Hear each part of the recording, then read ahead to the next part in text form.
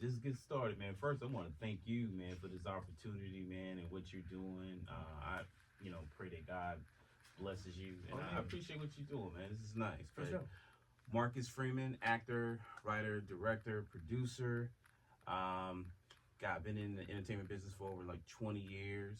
I'm also involved in ministry. Me and Jamarin involved in media ministry at Silver Lake. Shouts out to our pastor, Pastor Devon, and then our ministry leader, Reginald Devon Jr. Reggie, man, brother Reggie, man, love you, brother Ken, everybody, Marcella, everybody who's a part of the media ministry. Man. Definitely. But just excited to be here and then to talk about our topic today. Excited to have you, man. Excited to have you guys. Episode 16 on the Unspoken podcast. Like you said, I don't even have to say anything. He introduced himself. Major person, man. And we getting to know each other on a personal level now. Right, yeah. We always was just in the media room, either doing some, camera or something like graphics that. You know what I'm saying? Stuff, yeah. So now I'm finna get to know my dog. Okay. And just on a, more personal level for sure. Yeah. We're gonna start off a little deep, and then we're gonna kind of, get into it. But you guys, before we get into this video, make sure you follow us on all platforms. His stuff will be in the description. And y'all just follow us for more stuff. But the first one we got, man, mental health for black men. Yeah. Man, I've been wanting to cover this for a minute, but I feel like this month for some reason has been kind of like a mental health, like a lot of stuff's been happening with mental health. Right. When you hear mental health for us, like what's the first thing you think about? I just think when I hear mental health, I think it's us talking about how we really feel. Yeah. Like where are we mentally? Right. And sometimes we can say we're good because, well, that's the right thing to say, but in our mind and in our heart and our body, it's totally opposite. So that's what I think of when you say mental health. And just and for me, I feel like for just black men in general, I feel like we have to be stationed a certain way. Like, okay, we can't feel no way. We can't, you know what I mean? We have to be tough all the time. We have to be, just all of that. Right, but it's like we can't be human. Right. Like we can't be fully ourselves. Right. We have to be a certain way in order for other people to feel comfortable. Right. Which is, yeah. And just to get us started, man, do you feel that we as black men have that support system mentally right now? I think now we do. I think now there's more things. I mean, some for some people it could be the church. Yeah. For some people it could be our friends. I mean, there are a lot of Jason. Oh, I hope I'll get his name right. Jason Nelson. Okay. The Cave of Adundum. He has a book out, and I'm gonna butcher his book, but he has a book out. The Man the Moment Calls For, I believe. Okay. And I've been listening to that on Audible, and he's saying be a more comprehensive man. And right now, there's a video of him debunking toxic masculinity. Okay. He's debunking that. Gotcha. So there are things now where we can come out, but I think also we have to be careful that we don't have circular conversations and we keep talking about the same thing. Yeah. We gotta progress. We gotta grow up. Yeah. We gotta grow up. Definitely. For me, I feel like it could be a little more, but I feel like we're definitely growing in that aspect.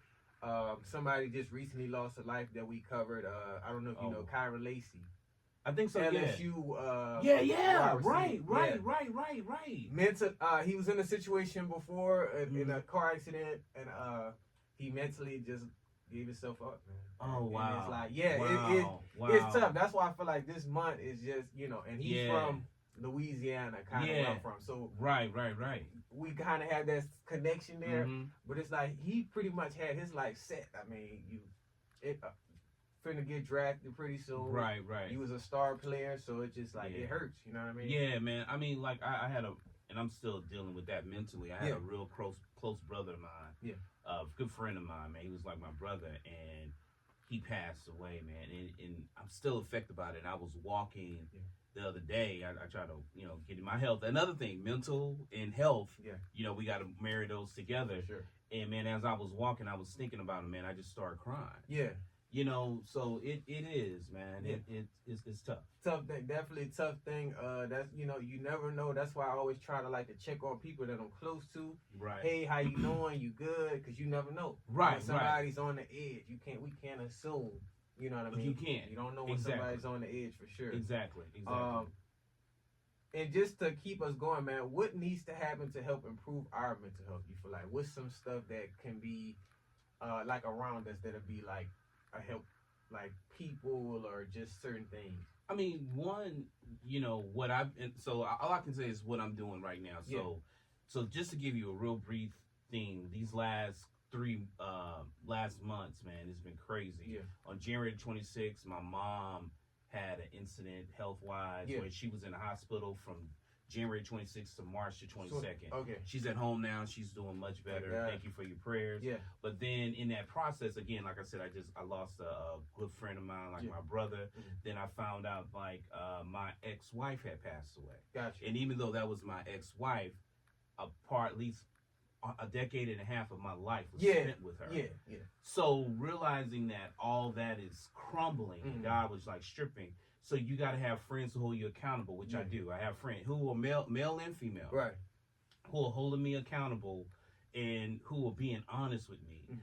Since that process, again, like I said, I've been walking, I'm journaling, I'm praying, but I'm journaling my thoughts, and I'm dealing with me.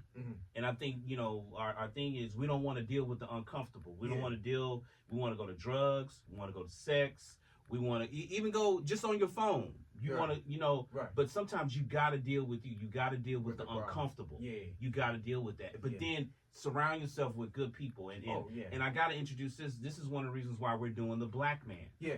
Which is May the 16th. We're talking about men's mental, or the different personalities, why men think the way they think, and the mental capacity of that, how we deal with things. Exactly. So that's the whole importance of the stage play, The Black Man, May 16th at the Match Theater. Okay. Yeah, I heard you were into that type of deal. Okay, Right. yeah, I'm gonna definitely have to check you out, man. I'm definitely have to check you out at one of the plays. You said it's May 16th. May 16th okay. at the Match Theater. I'll if afterwards, we can put a blurb or put a. I think I sent you a. Yeah. We can definitely put it up. Put it up. Promote it for sure. Yeah, and real quick, just is written by Charnel Brown, Kimberly Reese of A Different World, and right now Andre Petrie, Beaumont, Peer Review, incredible singer, incredible actor, producer, man, Andre Petrie. So definitely, man. Definitely shout out to all those people. And we definitely go check it out, you guys. Link will be in the description, and I'm gonna put it up here so you guys can see that flyer. Cool. For me, I think more Black men social clubs, different stuff like that. I feel like we don't have enough of like unity, just like little clubs, or meetings that we have where we talk. Hey man, how you feel? We're not in competition, right? You know what I mean? We actually come together because you see. Well, for me, I see like the Mexican men could come together, build something. The white men could come together, do this, do that. I feel like we should have more of that kind of energy. But what's the difference between that and the bike club? Cigar, people meeting at the cigar. I think we have them. Yeah. I think we just have to shift the conversation. I think even your platform. Yeah. It's here. But now it's like we have to invite, hey, let's have these hard conversations. Yeah. We can still play, talk about, your favorite team. Right. Shout out to y'all Cowboy fans, bless your heart. Yeah. But I'm a Texan fan, but that's another story. That's another story. We're going to leave that alone. He's a Cowboys fan right now. And the Saints, we going through it too. But I agree with you, man. I think that I have a good support system family-wise. Yeah. I mean, you just got to. We don't have to reinvent the wheel. I think the platforms are there. Yeah. It's just what are we utilizing it for? Yeah. We have to utilize it to center us. Invite God. Invite our ancestors. Invite people before to guide us in our conversation, man. Definitely. Definitely. And I think that'll definitely help prevent stuff like this, suicide and different things like that. Right. Because a lot of that's happening right now. A lot of that's kind of back in effect. Right. And it's kind of weird, you know what I mean? But, mentally, you guys. So, if you guys ever need somebody to talk to, or if you, people around you feel like need help, definitely talk to them, give them a helping hand, even if they kind of stubborn at first, you know what I mean? Just keep kind of pressing that, you know what I mean? Because you never know. And sometimes it may be, with men, I've always believed, it's in the activity that we can get our healing. Yeah. Because if we sit down, most men don't want to sit down and talk. Yeah. But if you say, hey, let's shoot pool. Right. Let's yeah. build something. Yeah. Let's cut some yards, or right. let's paint a room. Now we're doing an activity because we're focused. We're doing an activity, but then we can talk. We can and we can it share. Comes out, yeah. And it'll come out, man. Definitely. But creating an environment, like I said, the environments are there. We just have to create that space and then build it up. That's it. That's all. And you'll know once it's the right time and the energy is right to talk about certain things. I definitely agree with that. Yeah, I definitely agree with that. Yeah, for sure. But for that topic, you guys, like I said, mental health. Just if you got a brother, whoever, man, just get them outside, do something. You know what I mean? Get them going, because we can't assume nowadays. We can't assume no more. You can't, man. It's so crazy. I just finished writing a short story. Mm-hmm. And basically it's about two characters, Marshall and Jabari. Yeah. And they intersect based on a need. But the theme of the story is you never know why people do what they do. Right. You just never know. Mm-hmm. You don't know why they're going through or why they make that decision. Right. So you can't assume. So like you said, pick up that call. Hey, nah, man, let me, or hey, I need help getting this new generator because I want to prepare for hurricane season. Right. Can you come with me? Yeah. Just little stuff like that, man. That'll make a huge difference. Definitely.